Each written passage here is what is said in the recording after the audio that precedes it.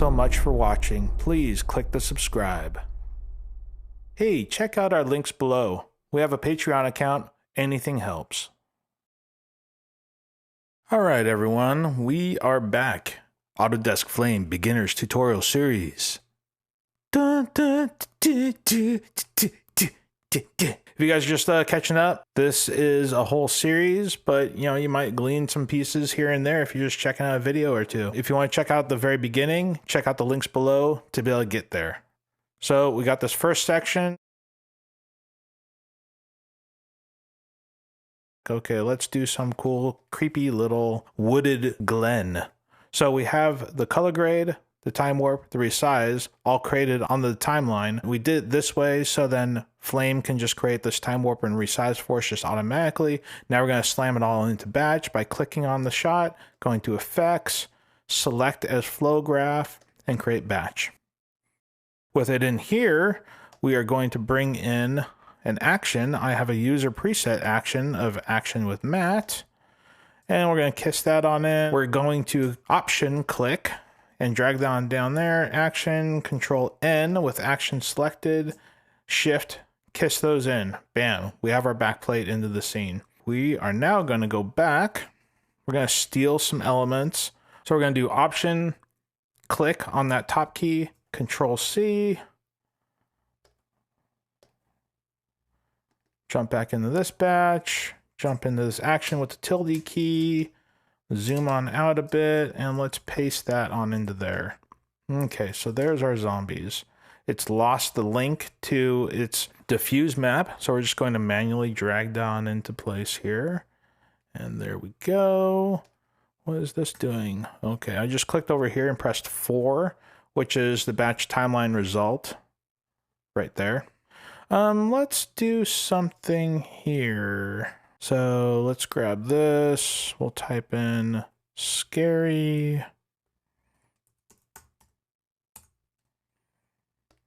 This will be guy.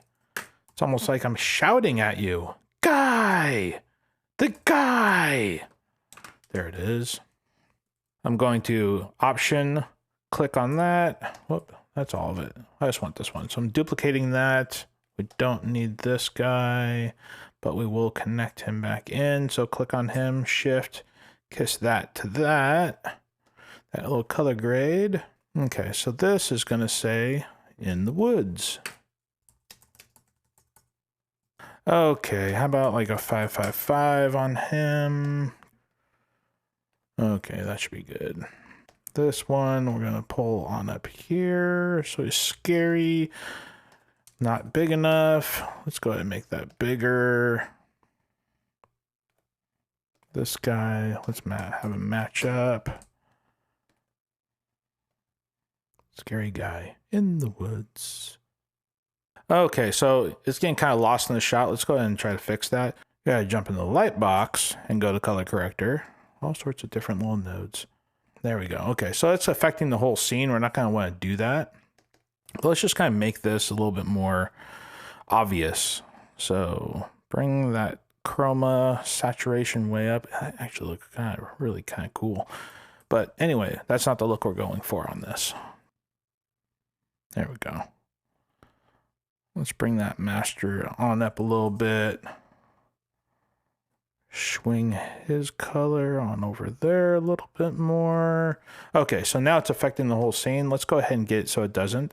Let's grab a light link or just L and connect it to the texts. There we go. So let's go ahead and double click on that light and let's just turn on scene ambient and bam, our backplate comes back into play. Okay, so now we just need to track him into the shot. Let's go to the beginning here. Grab an access node. That'll be our tracker. Kiss him on in. Just title him tracker. There we go. Go to tracking. We just need a single point, but we do need to track off this backplate. So with the tracker selected, choose the media of number 1. Jump into the tracker. There we go. Let's go ahead. Let's just kind of scrub through here and see what's lockable. We can probably just lock right to that leaf And we're going to do a forward and click Analyze. Oh, that was beautiful. Look at that. Such an amazing little job.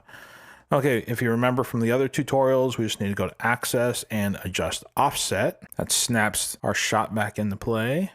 Okay, let's do a little trick here. Let's grab this color corrector. We're just gonna make the CG kind of strobe a little bit. Why not? Let's go into Auto Key and let's just kind of animate this master gain. So we'll go here, and then I'm gonna use my right arrow to kind of go 2 frames and jump down up to 185. Go 1 frame. How about 65? Let's just have it hold there. Then it jumps up to 115 and down to 100. There we go. A couple more. Let's go. Oh, how about 250? We'll go really bright. And 125. And you kind of see that what we're doing here. We're just going to do that all the way down. Blah, blah, blah.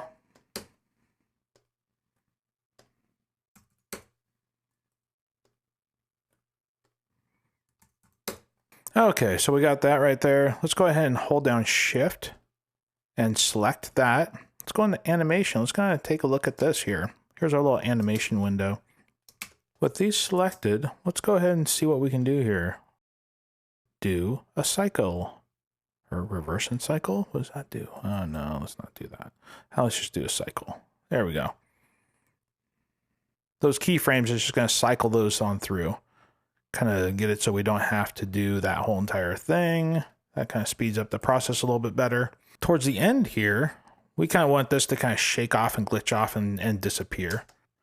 Let's go into light boxes, grab another little color corrector. Nothing selected, drag in color corrector. Double click on him. Let's make sure that shading and scene ambient are on. Let's go ahead and just ramp up his thing, and we can see that that is obviously working. Let's go ahead and do a light link. So L, and link it to our text again. M, which is just your select tool. M, select.